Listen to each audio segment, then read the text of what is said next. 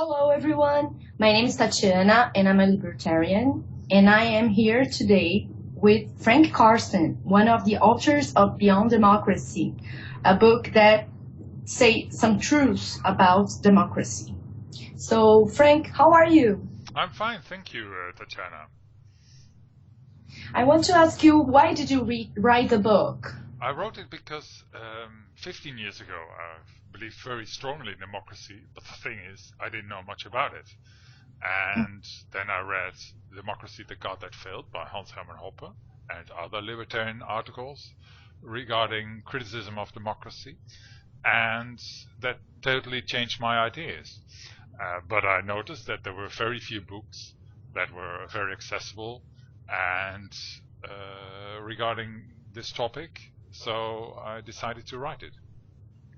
That's true. The book you mentioned on Hans Hermann Hoppe has been translated into Portuguese, and it's called Democracia, O Deus que Falhou. Even your book was translated into Portuguese and 16 more languages. Can you talk which languages are you planning to translate it now?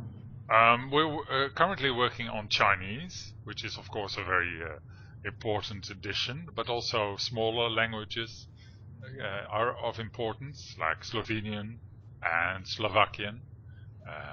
So I'm very happy with the current developments, and I think there will be many more languages added in the future. I think your book is so important because democracy is regarded as sacred everywhere. I want you to talk to us about where are you coming from and what is your background. Well, I live in the Netherlands. It's typical Western democracy. We've had democracy here now for a century. And I live in Amsterdam. And 10, 12 years ago, I founded the More Freedom Foundation. It's a libertarian foundation in the Netherlands. And 2 years back, I founded the Mises Institute, Netherlands. And in 2009, I started writing Beyond Democracy. You know, that is amazing because in Brazil, we often think that we have the worst democracy ever. And other countries like yours, we didn't expect someone like you to write such a book. So do you think democracies all suffer from problems that are similar around the world? Yes. I think democracy is a form of socialism. It's socialism light, and it suffers from the same problems as we could see with socialism in either Cuba or the Soviet Union or the Eastern Bloc, namely constant centralization, economic downturn, as we see now very clearly in the Western democracies, decline of individual liberty, corruption, a lot of bureaucracy. There are more in the United States. There are now more than 200 times the laws that were in 100 years back. So yes, there are many problems in society and economic problems related to the democratic principles and dynamics. What was your main goal with the book?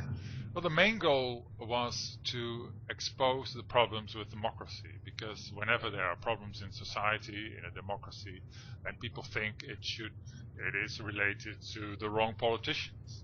But my book tries to explain that it has to do with the dynamics, with the essentials, the fundamentals of democracy, and not so much with what politicians are in power.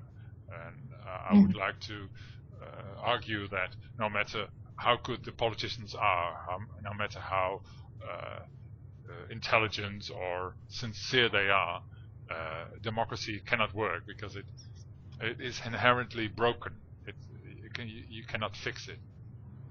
Okay, so your point is that democracy is not a good way to control politicians in general. No, I think it's a bad way, and that is why they always can break election promises. They can enter wars under false pretenses and stuff. And as the electorate, and certainly not as an individual voter, you can do very little about it. All right, my last question for you, Frank. In what way is it different? Your book is different from other books critical of democracy. Well, some books are critical of democracy and they say, well, we should change it a bit and we should limit the amount of donations by companies to political parties, or only the intelligent people should vote, or maybe we should change the structure a bit. And what we do in the book is we expose the fundamental flaws of democracy. It's not something that we can change slightly and improve it. There's a fundamental problem.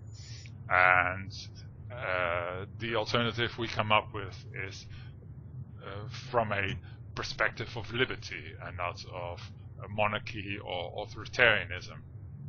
So that's quite a difference. All right. Well, thank you for this interview, Frank. In the description, you will find links to different web pages regarding this talk. Please share your questions and suggestions in the comment section. Stay tuned for more podcasts, and thank you